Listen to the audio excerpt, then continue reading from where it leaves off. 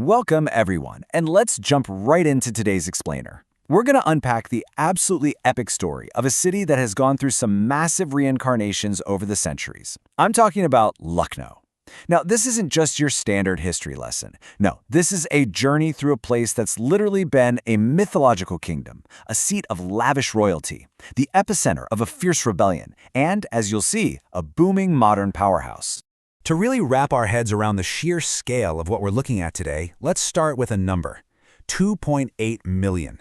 Based on the 2011 census, that is the massive population of Lucknow. It's the 11th most populous city in India and the capital of Uttar Pradesh. It's a sprawling, densely packed urban giant. But, beneath those millions of modern residents lies a foundation built on ancient, almost mysterious roots that stretch back thousands of years. So to make sense of all this dense history, here's our roadmap. We're going to break Lucknow's story down into 4 distinct eras. Number 1, the origins of Lucknow. 2, the era of Nawabs. 3, rebellion and independence. And 4, the modern metropolis. Okay, let's kick things off with part 1, the origins of Lucknow.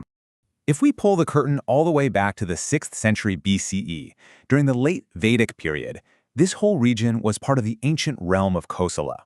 But before we get too deep, we really have to ask, where does the name Lucknow actually come from? Well, the anglicized spelling we use today hides this really fun historical ambiguity. There's no single universally agreed upon origin story for the name. Instead, we get this fascinating blend of ancient myth and local legend. There are basically 3 main competing legends here. The most popular theory connects the city straight to Lakshmana, the hero of the Hindu epic, the Ramayana. The legend goes that he had an estate here called Lakshmanapuri, literally Lakshmana's city. Fast forward to the 11th century, phonetics shift a bit and it becomes Lakhampur, and eventually Lucknow. Now, a similar theory suggests it was actually called Lakshmanavadi, meaning fortunate, which then morphed into Lucknadi and then Lucknow. Okay, but what about the others? Well, another theory links the city to Lakshmi, the Hindu goddess of wealth, evolving from Laxmanadi down to Lucknow. And finally, the third legend points to a highly influential local architect named Lakna Ahir, who built a fortress known as Kila Lucknow. So the big takeaway here? Whether it comes from epic heroes, goddesses of wealth, or master builders, the very name of the city is totally steeped in legendary origins. Now, moving into recorded history, from 1350 onwards, control of Lucknow flipped constantly, rapidly. First, the Delhi Sultanate takes over. Then they're followed quickly by an 84-year rule by the Sharqi Sultanate of Jaunpur in 1394. Then Emperor Humayun sweeps in, making it part of the Mughal Empire around 1555. Jump to 1722, the Nawabs of Awadh take the stage, and eventually, the British East India Company arrives in 1856. The sheer velocity of these conquests proved just how highly contested this region was. Basically, whoever controlled Lucknow controlled the heart of North India. Which brings us to part 2, the era of Nawabs. This right here is where the city reaches its absolute cultural zenith. We are talking about a period defined by extraordinary grandeur, refinement, and just pure extravagance. The Nawabs actually officially gave Lucknow its name after their third ruler made it their capital. And they totally transformed it into North India's cultural capital. They were huge patrons of the arts and left behind these incredibly enduring architectural marvels. Monuments like the Bara Imambara, the Chota Imambara, and the towering Rumi Darwaza.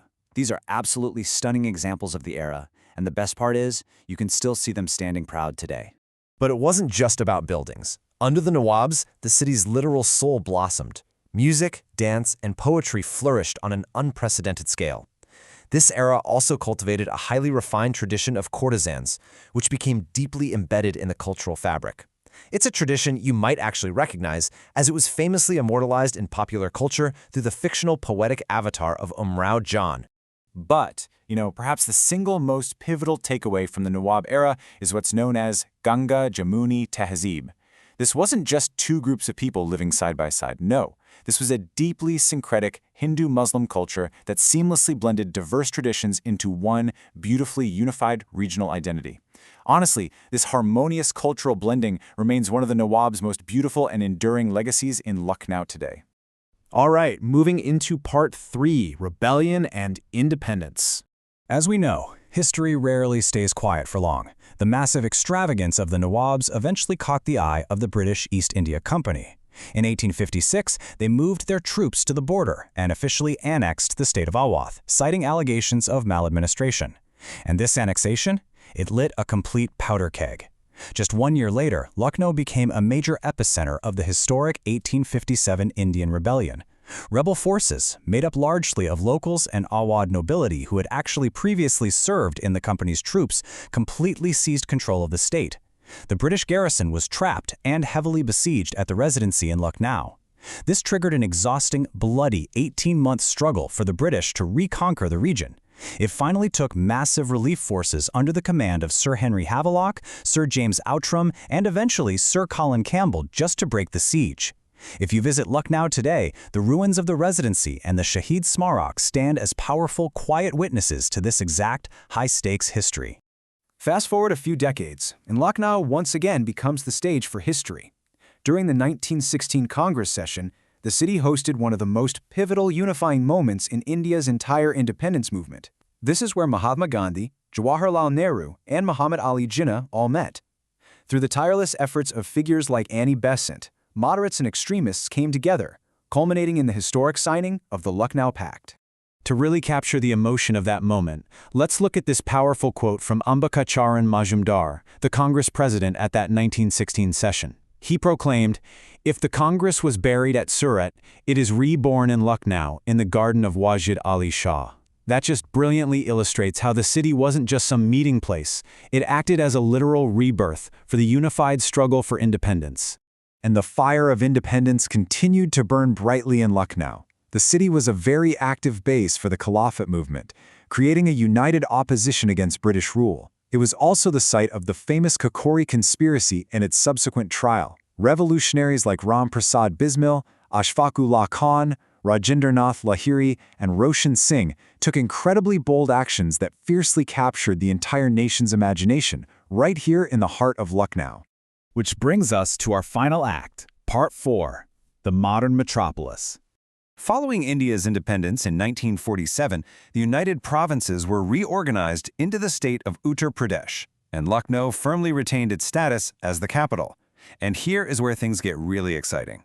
Despite its ancient mythological roots, its Nawabi extravagance, and its battle-scarred past, Lucknow is charging into the future. Get this, it currently ranks as the 17th fastest-growing city in all of India, and the 74th fastest-growing in the entire world. It is a true modern powerhouse. So how exactly is it growing so fast? Well, it has this massive dual-engine economy. On one hand, you have thriving industries ranging from aerospace and a booming IT sector to emerging automobile manufacturing and pharmaceuticals. On the other hand, it's a massive hub for education and research. It's home to premier institutions like IIM Lucknow, the Indian Institute of Information Technology, AKTU, and the Central Drug Research Institute. And on top of all of that, it also serves as the headquarters of the Central Command of the Indian Army.